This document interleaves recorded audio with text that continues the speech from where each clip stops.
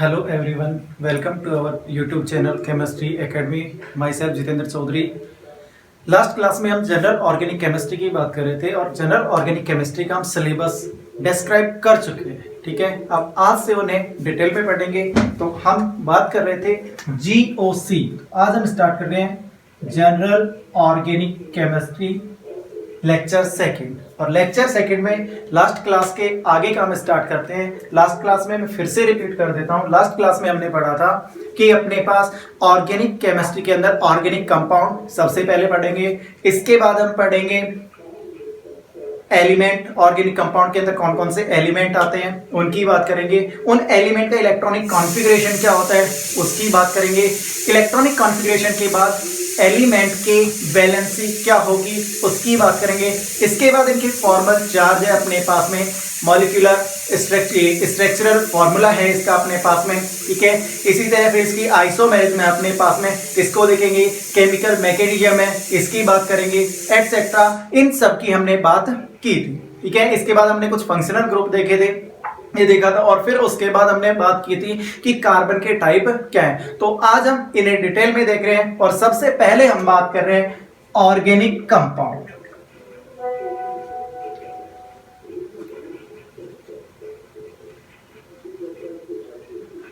Organic compound की हम बात करें तो ऑर्गेनिक कंपाउंड होते क्या हैं, सबसे पहले इनको देखें. ऑर्गेनिक कंपाउंड यानी कि अपने पास ऑर्गेनिक कंपाउंड वे होते हैं जिनमें कार्बन और कार्बन के अलावा hydrogen, nitrogen, oxygen, halogen, like. ठीक है, तो कार्बन इनके साथ में अटैच होकर जिन कंपाउंड की फॉर्मेशन करता है वो कहलाता है अपने पास में ऑर्गेनिक कंपाउंड. अब इन ऑर्गेनिक कंपाउंड को क्लासिफाइड किया जाता है इस तरह से.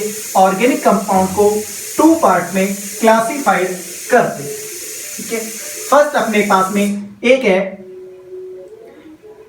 एलिसाइक्लिक. ठीक है, सेकंड होता है अपने पास में साइक्लिक. इन्हें फिर से डिवाइड किया जाता है. एलिसाइक्लिक को 2 पार्ट में डिवाइड करते हैं. एक है अपने पास में सैचुरेटेड और एक होते हैं अनसैचुरेटेड. ठीक है, साइक्लिक को फिर से 2 पार्ट में डिवाइड किया जाता है. एक होता है अपने पास में होमोसाइक्लिक और एक होता है अपने पास में हेटेरोसाइक्लिक. होमोसाइक्लिक को फिर से क्लासिफाइड करते हैं अपन 2 पार्ट के अंदर. एक होता है एलिफैटिक और एक होता है अपने पास में एरोमेटिक. एरोमेटिक को फिर से क्लासिफाइड किया जाता है. एक होता है बेंजीनॉइड और एक होता है नॉन बेंजीनॉइड.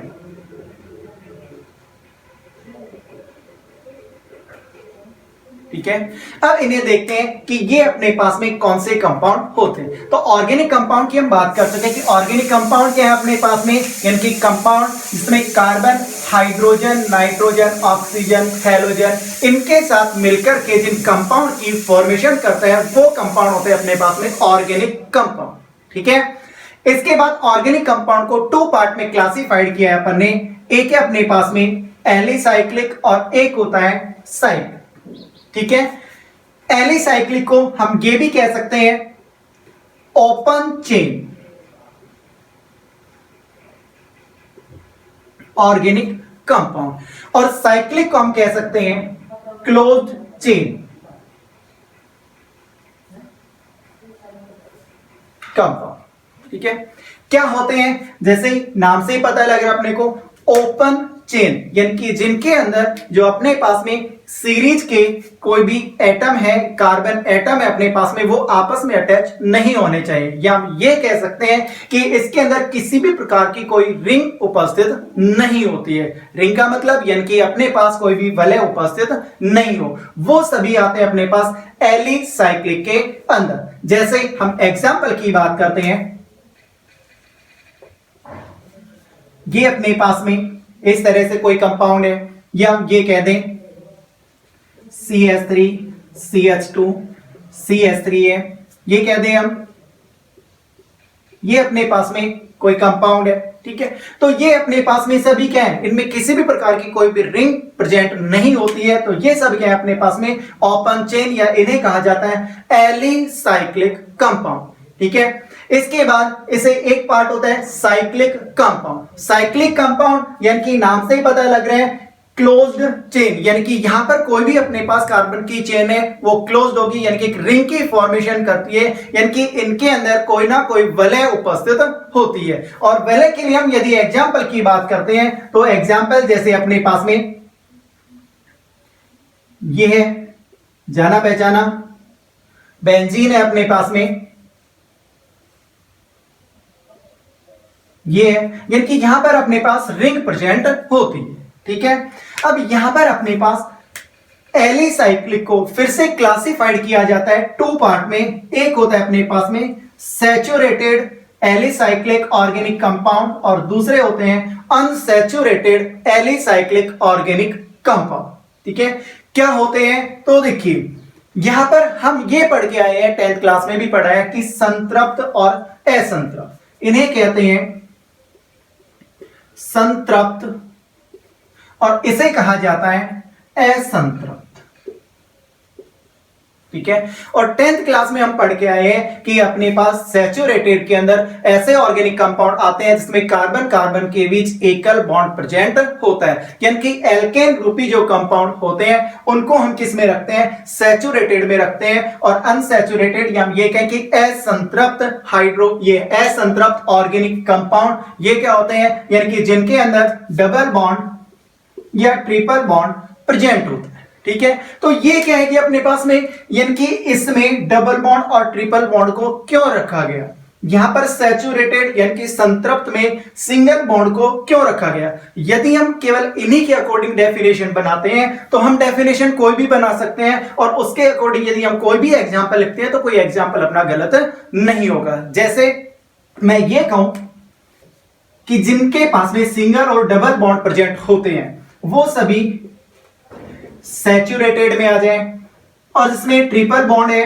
वो अनसैचुरेटेड हो जाए। या हम ये डेफिनेशन बना सकते हैं जिसमें डबल, ये ट्रिपल और सिंगल प्रेजेंट हो, ये सब सैचुरेटेड में आ जाए, या फिर जिसमें डबल हो अनसैचुरेटेड में आ जाए। या हम ये कह दें कि जिसमें डबल प्रेजेंट हो वो सैचुरेटेड में हो, या जिसमें ट्रिपल और सिंगल प्रेजेंट हो वो अनसैचुरेटेड में। यानी कि कोई भी एक डेफिनेशन यदि हम बॉन्ड के अकॉर्डिंग बनाना चाहें तो ये डेफिनेशन गलत नहीं हो सकती है। तो मेरा कहने का मतलब ये है कि यहां पर हम सैचुरेटेड के अंदर एल्केन को ही पढ़ते हैं।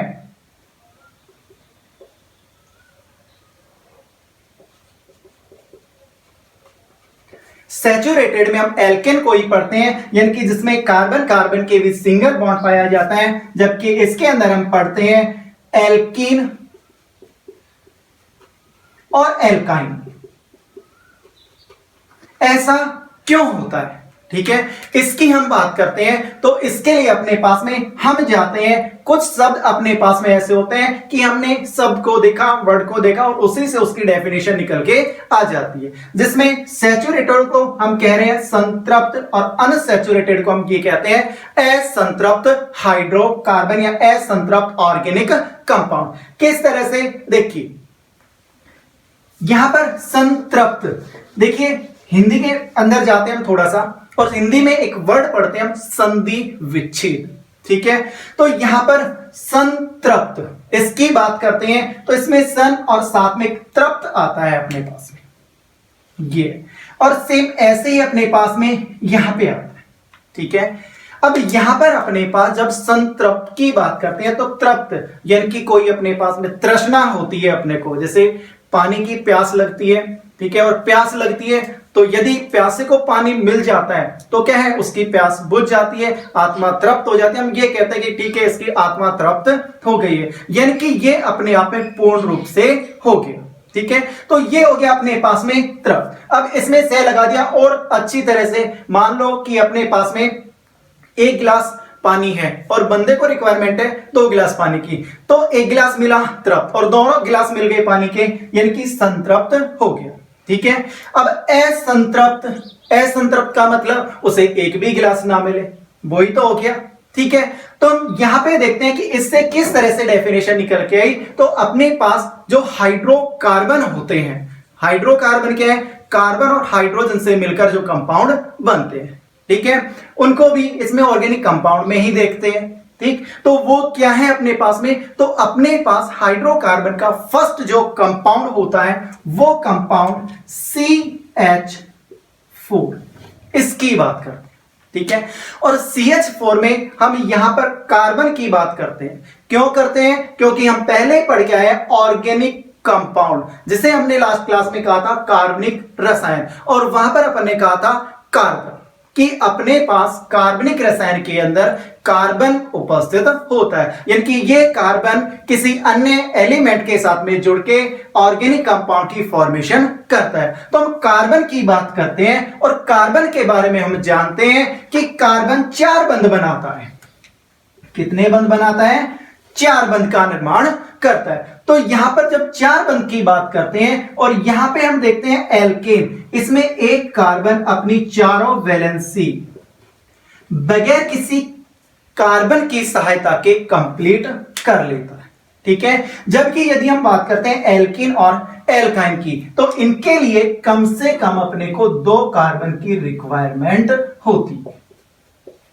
ठीक है, तो यहां पर अपने पास ये कार्बन क्या है, इसकी प्यास बुझ चुकी है। इसकी प्यास बुझने का मतलब क्या है, यानी कि इसने अपनी चारों वैलेंसिया, इनकी चारों बंध का निर्माण किया है, बगैर किसी कार्बन की सहायता के कंप्लीट किया है। जबकि इन दोनों में हम देखते हैं तो यहां पे कम से कम 2 कार्बन होने चाहिए। इसीलिए इस कंपाउंड के अकॉर्डिंग ही हम ये कहते हैं कि सैचुरेटेड का मतलब क्या है, एल्केन, यानी कि जिसमें कार्बन कार्बन के बीच में एकल बंध उपस्थित होता है। तो अब समझ में आ गया स्टूडेंट, तो यहां पर अपने पास संतृप्त में एल्केन को ही क्यों रखा जाता है और असंतृप्त या अनसैचुरेटेड में एल्कीन और एल्काइन को क्यों रखते हैं। ठीक है, एग्जाम्पल देखते हैं। एग्जाम्पल की बात करें अपन तो यहां पर अपने पास CH3, CH2, CH2, CH3, CH3, C, CH3, CH3, CH3।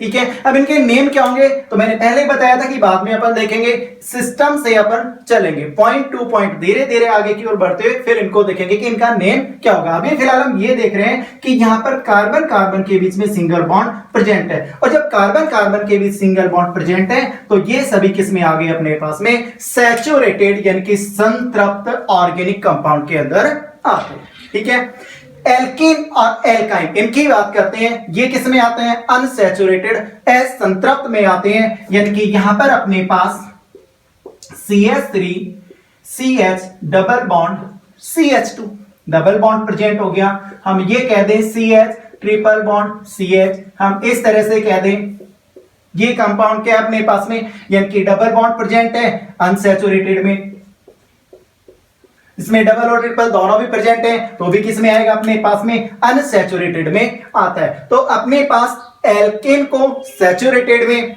Alkene और एल्काइन को अनसैचुरेटेड में रखा जाता है। तो ये क्लियर हो गया। इसके बाद हम बात करते हैं इस राउंड में।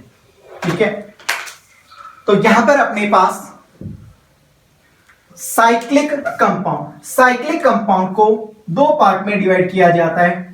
एक होता है होमोसाइक्लिक और एक होता है हेटेरोसाइक्लिक।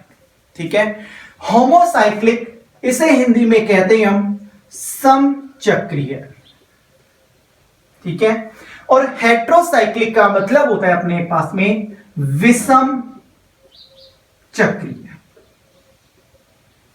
ठीक है, अब समचक्रीय यानी कि इसके अंदर जो भी चक्र होगा, जो भी वलय होगी, जो भी रिंग होगी, जो भी साइकिल होगी, वो साइकिल सम यानी कि समान प्रकार के परमाणुओं से मिलकर बनी है। और समान प्रकार के परमाणु ऑर्गेनिक कंपाउंड में कौन सा होगा? कार्बन। यानी कि यहां पर अपने पास में समचक्रीय की अपन बात करते हैं तो इसमें यह कहते हैं कि यहां पर जो रिंग प्रेजेंट होती है, इस रिंग के अंदर सभी एटम क्या होंगे? कार्बन होंगे। यानी कि यहां पर जो रिंग की फॉर्मेशन होगी वो किससे होगी? कार्बन से होगी। जैसे अपने पास में ये है, इसमें जो रिंग प्रेजेंट है इसमें सभी कार्बन है। ये जहां पे कॉर्नर आपको दिख जाए वहां पे अपने पास में क्या होगा? कार्बन प्रेजेंट होगा। ठीक है, इसी तरह से हम ये कह दें, ये लो यहां पे 3 कार्बन है, एक रिंग बनी हुई है, क्या है अपने पास में? होमोसाइक्लिक। ठीक है, इसके बाद हम बात करते हैं हेट्रोसाइक्लिक। हेट्रोसाइक्लिक यानी कि विषम चक्रीय। विषम चक्रीय का मतलब क्या है कि यहां पर जो चक्र बनेगा, जो वलय बनेगी, जो रिंग बनेगी अपने पास में, ये रिंग क्या है अपने पास में? कार्बन के अलावा किसी अन्य एटम के साथ में मिलकर के बनती है। यानी कि इसमें अकेला कार्बन किसी रिंग की फॉर्मेशन नहीं कर सकता, कार्बन के अलावा भी कोई ना कोई एलिमेंट प्रेजेंट होगा। जैसे हम बात करते हैं इसके एग्जांपल के रूप में, तो यहां पर हम ये देखें, जैसे पीरोल हो जाए अपने पास में, यहां पे क्या है अपने पास में? कार्बन कार्बन कार्बन कार्बन, इसके साथ में क्या है? नाइट्रोजन भी रिंग के अंदर आ रहा है, तो क्या हो गई? ये विषम चक्रीय। ठीक इसी तरह से फ्यूरेन की बात करें, कार्बन के अलावा इसमें ऑक्सीजन भी प्रेजेंट होता है, तो ये क्या है अपने पास में? कार्बन के अलावा भी अन्य एटम है जो रिंग के अंदर प्रेजेंट होता है। इसी तरह से हम बात करें, जैसे सल्फर को लिखते हैं यहां पे, तो सल्फर क्या है? ये भी रिंग का ही एक पार्ट है, यानी कि ये फ्यूरेन अपने पास में, तो ये सब क्या है अपने, सॉरी थायोफिन, थायोफिन अपने पास में, तो यहां पे carbon carbon carbon carbon sulphur. तो इन एग्जाम्पल को हम देखते हैं, तो यहां पे जो रिंग की फॉर्मेशन होती है, ये रिंग की फॉर्मेशन कार्बन के अलावा अन्य एटम के साथ में होती है। तो इस तरह के जो एग्जाम्पल आते हैं वो सब किसके अंतर्गत आते हैं अपने पास में? विषम चक्रीय के अंतर्गत, यानी कि हेट्रोसाइक्लिक कंपाउंड के अंदर आते हैं। ठीक है, इसके बाद होमोसाइक्लिक जो कंपाउंड होते हैं, इन होमोसाइक्लिक कंपाउंड को फिर से 2 पार्ट में डिवाइड किया जाता है। एक होता है एलिफेटिक और एक होता है अपने पास में एरोमेटिक कंपाउंड। तो यहां पर एलिफेटिक और एरोमेटिक में क्या डिफरेंस है? तो इसके लिए अपने पास में एरोमेटिसिटी के लिए कुछ रूल होते हैं, जिनकी चर्चा अभी कुछ समय के बाद में करेंगे अपन, कि एरोमेटिसिटी के लिए अपने पास कौन से रूल हैं। यदि कोई कंपाउंड एरोमेटिक के जो रूल होते हैं उनको फॉलो करता है तो वो कंपाउंड आपका एरोमेटिक कंपाउंड होगा, और यदि किसी रूल को फॉलो नहीं करता है तो बचे हुए जितने भी कंपाउंड है वो सब किस में आ जाएंगे? एलिफेटिक के अंदर आ जाएंगे। तो इसको अभी देखेंगे। अब यहां पे एरोमेटिक को 2 पार्ट में डिवाइड किया जाता है, एक होते हैं बेंजीनॉइड और एक होते हैं नॉन बेंजीनॉइड। ठीक है, नाम से ही पता लग रहा है अपने को, बेंजीनॉइड। और 10th क्लास में हम एक ही तो एग्जाम्पल पढ़ते हैं जो साइक्लिक होता है, जिसे कहते हैं अपन बेंजीन। क्या कहते हैं? बेंजीन कहते हैं। तो यहां पर बेंजीनॉइड का मतलब क्या है कि ऐसे ऑर्गेनिक कंपाउंड जिनमें कम से कम एक वलय बेंजीन उपस्थित हो, वो सभी कंपाउंड किस में आ जाएंगे? बेंजीनॉइड में आ जाएंगे। और जिनमें बेंजीन रिंग प्रेजेंट नहीं होगी वो सभी किसके अंतर्गत आ जाएंगे? नॉन बेंजीनॉइड कंपाउंड के अंदर आ जाएंगे। जैसे बेंजीन हो गया, ज्यादा पहचाना है, नेफ्थेलीन हो जाता है, बेंजीन रिंग प्रेजेंट है।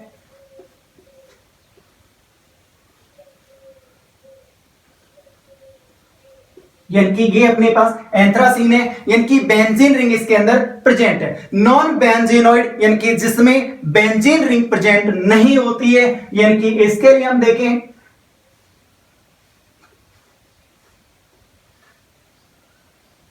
यहां पे जी, जैसे ट्रोपोलॉन है अपने पास में। अब यहां पर बेंजीन रिंग 6 कार्बन की बनी हुई है, लेकिन यहां पे अपन देखें 1 2 3 4 5 6 और 7, यानी कि यहां पे ये बेंजीन रिंग नहीं है, यानी कि ये किस में आता है, नॉन बेंजीनॉइड में आता है। ठीक इसी तरह से ये अपने पास में ये कोई कंपाउंड है, यहां पे बेंजीन रिंग प्रेजेंट नहीं है, यानी कि ये भी किसके अंतर्गत आ जाएगा, अपने पास में नॉन बेंजीनॉइड के अंतर्गत आ जाता है। तो ये अपने पास में ऑर्गेनिक कंपाउंड का क्लासिफिकेशन होता है। ठीक है, अब इसके बाद हम देखेंगे कि एरोमेटिसिटी के रूल क्या होते हैं। एरोमेटिसिटी का रूल हम देखेंगे, इन रूल को यदि कोई कंपाउंड फॉलो करता है तो वो सभी कंपाउंड एरोमेटिक होंगे, बाकी सभी कंपाउंड एलिफेटिक होंगे। तो फिर से मैं क्लासिफाइड कर रहा हूं, ऑर्गेनिक कंपाउंड दो तरह से होते हैं, एलिसाइक्लिक और साइक्लिक। एलिसाइक्लिक का मतलब यानी कि जिसमें कोई भी रिंग प्रेजेंट नहीं होती है, साइक्लिक का मतलब जिसमें कम से कम एक रिंग प्रेजेंट होती है। इसके बाद एलिसाइक्लिक को दो पार्ट में डिवाइड किया जाता है, एक होते हैं सैचुरेटेड और एक होते हैं अनसैचुरेटेड। सैचुरेटेड में एल्केन को पढ़ते हैं, अनसैचुरेटेड में एल्कीन और एल्काइन को पढ़ते हैं। इधर साइक्लिक की अपन बात करते हैं, इसे दो भागों में डिवाइड किया जाता है, एक है होमोसाइक्लिक, एक है हेट्रोसाइक्लिक। होमोसाइक्लिक का मतलब कम से कम अपने पास में एक वलय प्रेजेंट होगी, जो यहां पे देखा है, लेकिन यहां पे जो वलय बनती है वो एक ही प्रकार के एटम से बनती है। यानी कि यहां पे ऑर्गेनिक कंपाउंड की बात करें तो यहां पे जो वलय बनेगी ये कार्बन से मिलकर बनेगी, जबकि हेट्रो के अंदर अपने पास में रिंग के अंदर कार्बन के अलावा भी कोई एटम प्रेजेंट होना चाहिए। इसके बाद होमो को दो भागों में डिवाइड किया जाता है, एलिफेटिक, एरोमेटिक। एरोमेटिक कौन से होते हैं, जो एरोमेटिक के रूल फॉलो करते हैं एरोमेटिक, बाकी सभी कंपाउंड एलिफेटिक होते हैं। इसके बाद एरोमेटिक को दो पार्ट में डिवाइड किया जाता है, एक होते हैं बेंजीनॉइड और एक होते हैं नॉन बेंजीनॉइड। बेंजीनॉइड का मतलब जिसमें बेंजीन रिंग प्रेजेंट होती है, और नॉन बेंजीनॉइड का मतलब जिसमें बेंजीन रिंग प्रेजेंट नहीं होती है। तो ये इसका क्लासिफिकेशन है। अब हम बात करेंगे कि एरोमेटिक कंपाउंड क्या होते हैं। ठीक है, तो एरोमेटिक कंपाउंड ये तो हमने देख ही लिया कि एरोमेटिक कंपाउंड यानी कि अपने पास कोई साइक्लिक रिंग प्रेजेंट होगी। ठीक है, अब हमने देखा होगा कि 10th क्लास में हमने एक वर्ड पढ़ा था एरोमेटिक, यानी कि बेंजीन एक एरोमेटिक कंपाउंड होता है। ठीक है, अब बेंजीन को एरोमेटिक क्यों कहा, उन सभी को हम यहां पे चेक करते हैं। देखिए यहां पे हम देख रहे हैं एरोमेटिक कंपाउंड कौन से, तो एरोमेटिक कंपाउंड के लिए अपने पास में रूल होते हैं। फर्स्ट, यानी कि अपने पास कोई भी कंपाउंड दिया गया है, ये सबसे पहले साइक्लिक और प्लेनर होना चाहिए। ठीक है, साइक्लिक और प्लेनर का मतलब क्या है अपने पास में, यानी कि इसमें रिंग प्रेजेंट होनी चाहिए।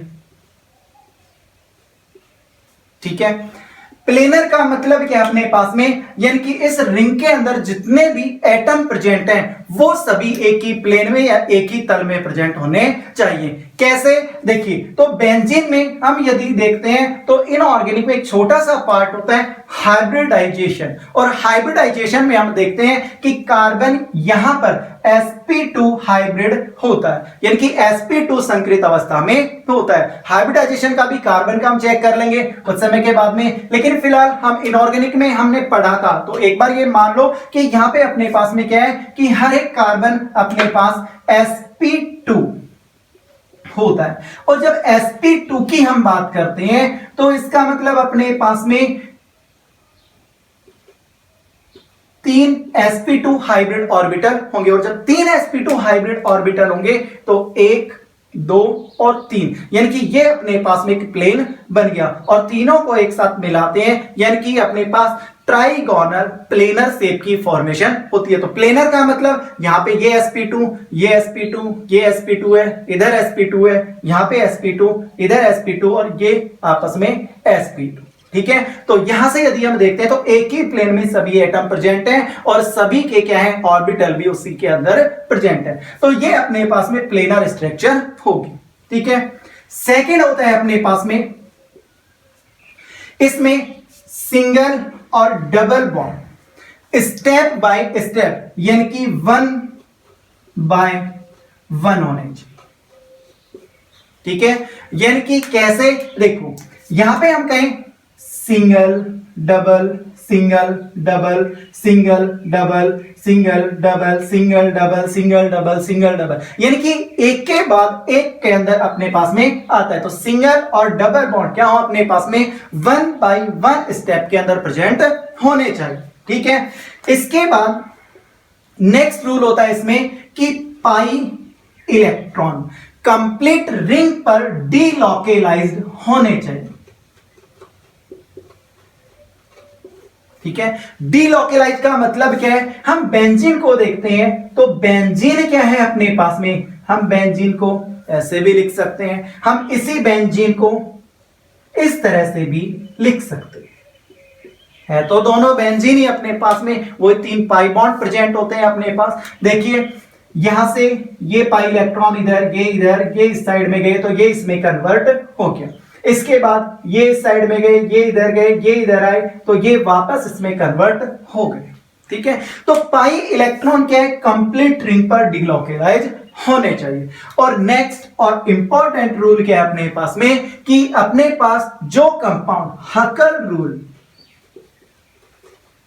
हकल्स रूल इसको फॉलो करता है, वो सभी कंपाउंड किस में आएंगे, एरोमेटिक कंपाउंड होते हैं। अब ये हकल रूल क्या है अपने पास में, तो हकल रूल की हम बात करते हैं तो कंपाउंड जिसमें 4n+2 पाई इलेक्ट्रॉन प्रेजेंट हो, ठीक है, वो सभी किसको फॉलो करेंगे, हकल रूल को फॉलो करेंगे, और हकल रूल को फॉलो करेंगे तो एरोमेटिक कंपाउंड होंगे। अब यहां पे n क्या है, तो n के लिए हम अपनी आवश्यकता अनुसार 0 1 2 3 डॉट डॉट, यानी कि यहां पे कोई भी नंबर रख सकते हैं, और ये नंबर रखने के बाद जो भी अपने पास में नंबर आता है, यानी कि 2 पाई इलेक्ट्रॉन, ठीक है, 6 pi electron, 10 pi electron, 14 pi electron, इस तरह से, यानी कि यहां पे पाई इलेक्ट्रॉन आते हैं, यानी कि इनमें से कोई भी एक नंबर अपने पास में रिंग के अंदर प्रेजेंट होना चाहिए, तो ये अपने पास में होता है हकल। तो अभी हम केवल बेंजीन की बात कर रहे हैं, तो बेंजीन पे अप्लाई करके देखते हैं। तो अभी हमने देखा साइक्लिक है, प्लेनर है, सिंगल और डबल बॉन्ड 1 बाय 1 स्टेप में है, ये चेक किया, पाई इलेक्ट्रॉन कंप्लीट रिंग पर डीलोकेलाइज है, ये चेक किया। अब इसके बाद क्या हकल रूल को फॉलो करती है, तो हकल रूल को फॉलो करती है, इसको चेक करते हैं। तो हम बात करते हैं कि यहां पे 3 पाई बॉन्ड होते हैं, ठीक है। अब ये पाई बॉन्ड वही अपने पास में जनरल इनऑर्गेनिक केमिस्ट्री के अंदर आता है, यानी कि अपने पास यदि कार्बन आपस में सिंगल बॉन्ड कभी भी किसी भी जगह पे होता है तो ये हमेशा सिग्मा होगा, यदि डबल है तो एक सिग्मा एक पाई होगा, और यदि ट्रिपल बॉन्ड कहीं पे प्रेजेंट है तो 2 पाई होते हैं अपने पास में और एक सिग्मा। तो यहां पे डबल बॉन्ड है तो एक पाई और एक सिग्मा है, तो यानी कि यहां पर जब आप रिंग को चेक करते हैं तो कितने हैं, पाई 3 होते हैं अपने पास में, और 3 पाई का मतलब एक बॉन्ड में 2 इलेक्ट्रॉन होते हैं, यानी कि यहां पर अपने पास कितने इलेक्ट्रॉन, 2 इलेक्ट्रॉन, ये 2 ये और 2 ये, यानी कि यहां पर अपने पास 6 पाई इलेक्ट्रॉन प्रेजेंट है। अब ये 6 क्या इसमें कहीं पे प्रेजेंट है, तो ये देखिए ये रहा 6, इसका मतलब क्या है कि ये इस रूल को फॉलो करती है, यानी कि ये कंपाउंड क्या है, एरोमेटिक, और बेंजीन को हम एरोमेटिक कंपाउंड के अंतर्गत पढ़ते हैं। ठीक है, अब यहां पर सबसे इंपॉर्टेंट पॉइंट क्या है, वो ये है कि यदि कोई कंपाउंड इन रूल में से किसी भी एक रूल को फॉलो नहीं करता है तो वो कंपाउंड आपका एरोमेटिक कंपाउंड नहीं होगा, यानी कि एरोमेटिक कंपाउंड होने के लिए सभी रूल को फॉलो करना जरूरी होता है। यदि इनमें से किसी भी एक रूल को फॉलो नहीं किया, कंपाउंड आपका एरोमेटिक नहीं होगा, और जब एरोमेटिक नहीं होगा तो हमने होमोसाइक्लिक को 2 भागों में डिवाइड किया था, एक एलिफेटिक और एक एरोमेटिक, तो वो कंपाउंड आपका एलिफेटिक होगा। कैसे, देखिए हम बात करते हैं, एग्जाम्पल देखते हैं कि अपने पास ये कोई एग्जाम्पल है,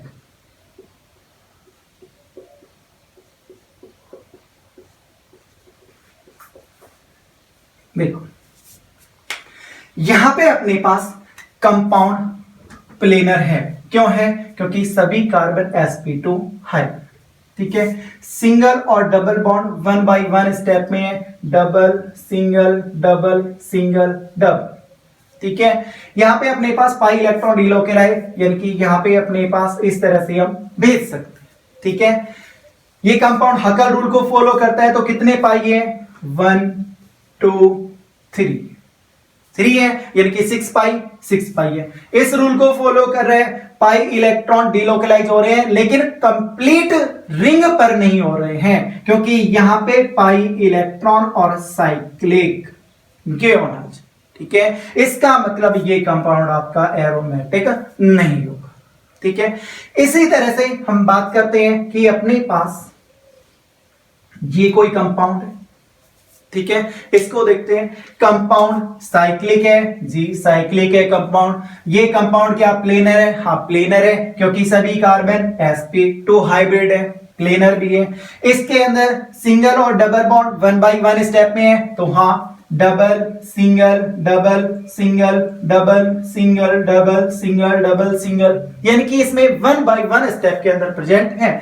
पाई इलेक्ट्रॉन कंप्लीट रिंग पर डिलोकेलाइज है क्या? तो हाँ कंप्लीट रिंग पर डिलोकेलाइज है। इसे हम इस तरह से भी बना सकते हैं कि ये अपने पास ये लो, ये बन गया। इसके बाद यहां पे यदि ये रेजोनेंस हो जाए तो ये वापस इसमें कन्वर्ट हो जाता है। ठीक, तो ये क्या है अपने पास में कि इस रूल को भी फॉलो कर रहे हैं। हकल रूल को फॉलो करता है क्या? 3 रूल फॉलो हो गए। क्या इस रूल को फॉलो करता है? तो देखो कितने पाई है? 1 2, यानी कि 1 2 पाई, और 2 पाई है अपने पास में। तो इलेक्ट्रॉन कितने हो गए? इलेक्ट्रॉन हो गए अपने पास में, एक में 2 इलेक्ट्रॉन, तो 2 पाई के अंदर 4 पाई इलेक्ट्रॉन। और 4 पाई इलेक्ट्रॉन की बात करते हैं तो क्या यहां पे कोई नंबर आता है 4 पाई इलेक्ट्रॉन का? देखो 2 आता है, 2 के बाद 6, यानी कि इस रूल को फॉलो नहीं करता। ये कंपाउंड आपका एरोमेटिक नहीं होगा।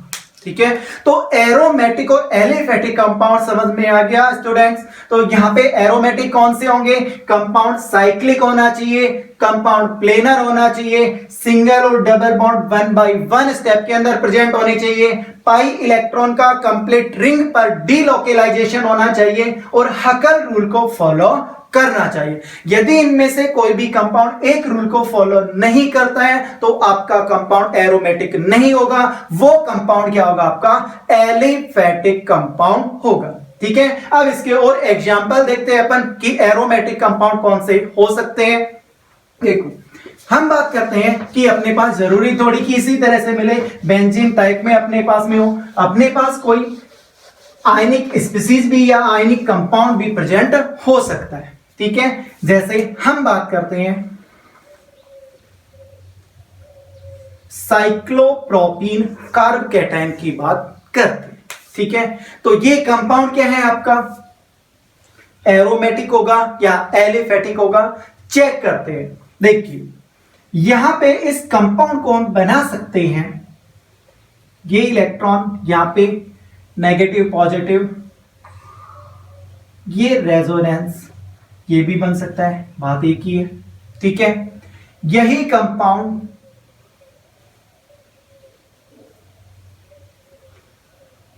ये भी हो सकता है, वही एक पाई और एक पॉजिटिव चार्ज। ठीक है, इसके बाद यही कंपाउंड फिर से कन्वर्ट हो जाएगा अपने पास में, ये कन्वर्ट। ठीक है, वही रेजोनेंस के अकॉर्डिंग, रेजोनेंस अपने पास में इनऑर्गेनिक में पार्ट आता है, लेकिन यहां पे भी अपन देखेंगे बाद में। ठीक है, तो यहां पर अपन देखें तो देखो क्या इसमें साइक्लिक है? हाँ साइक्लिक है ये कंपाउंड। क्या ये प्लेनर है? प्लेनर है। पॉजिटिव का मतलब जिसके पास इलेक्ट्रॉन की कमी होती है। ठीक है, ये कंपाउंड साइक्लिक भी है, प्लेनर भी है। क्या इसके अंदर सिंगल और डबल बॉन्ड 1 by 1 स्टेप में है? तो देखिए डबल सिंगल, फिर double single double single double single. ठीक है, तो यहां पे इसकी क्या है कि एक रेजोनेटिंग स्ट्रक्चर बनी है, जिससे हम ये कह रहे हैं कि सिंगल और डबल बॉन्ड प्रेजेंट है। और ये किससे पता करते हैं अपन कि यहां पे पाई इलेक्ट्रॉन कंप्लीट रिंग पर डीलोकेलाइज हो रहे हैं। यानी कि यदि हम पाई इलेक्ट्रॉन का डीलोकेलाइजेशन यानी कि रेजोनेंस देख लेते हैं तो हमें जो सेकंड रूल होता है सिंगल डबल बॉन्ड वाला वो ऑटोमेटिक अप्लाई हो जाता है। तो यहां पर अपने पास में ये फर्स्ट रूल को फॉलो कर रहा है, सेकंड और थर्ड रूल को फॉलो कर रहा है। क्या ये कंपाउंड अपने पास में हकल रूल को फॉलो करता है? तो यहां पे हम देखते हैं कि यहां ये दोनों इलेक्ट्रॉन इस एटम पे गए, नेगेटिव नेगेटिव पॉजिटिव, यानी कि ये नेगेटिव इस जगह पे अपने इलेक्ट्रॉन देगा, बॉन्ड फॉर्मेशन हो गई। तो ये पाई बॉन्ड किससे बना? इस पाई बॉन्ड से बना है, ठीक है। फिर ये पाई बॉन्ड इस पाई बॉन्ड से बना है, ये पाई बॉन्ड इस पाई बॉन्ड से बना है। इसका मतलब सभी पाई बॉन्ड क्या है? सेम है। और जब सभी पाई बॉन्ड सेम है यानी कि इसके अंदर क्या है कि एक पाई बॉन्ड प्रेजेंट है, और एक पाई बॉन्ड का मतलब 2 पाई इलेक्ट्रॉन। यानी कि यदि हम 4n+2 के अंदर n की वैल्यू 0 रखते हैं तो 0 रखने पर आता है 2 पाई इलेक्ट्रॉन, और 2 पाई मैचिंग की, यानी कि यहां पे ये हकल रूल को भी फॉलो करता है, तो कंपाउंड आपका एरोमेटिक कंपाउंड होगा, ठीक है। इसी तरह से इसी का एक एग्जांपल और देखते हैं जिससे क्लियर हो जाएगा। ये अपने पास में, ठीक है, यहां पे अपने पास हम ये कहें कि ये पाई इलेक्ट्रॉन इधर और ये नेगेटिव चार्ज के इलेक्ट्रॉन इस साइड में, जिससे अपने पास ये स्ट्रक्चर होगी, सॉरी